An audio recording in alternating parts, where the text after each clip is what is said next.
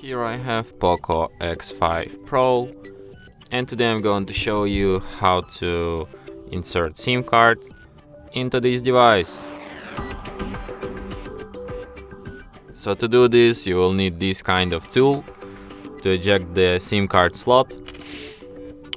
You can find your slot here at the lower edge of your POCO X5 Pro.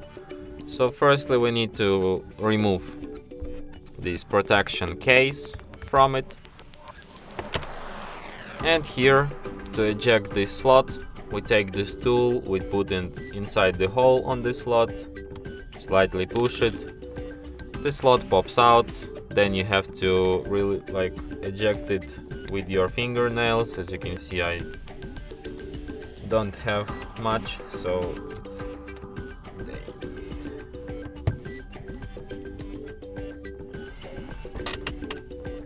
so here it is. Here is the slot. On one side you have a slot for SIM 1, on the other side you have slot for SIM 2. So let's insert our SIM card to SIM 1 and then put it into our device. So as you can see, it immediately requires PIN code to my SIM card, which is the proof that SIM card is detected. So let's enter this unbreakable code, and yeah, that's how it's done.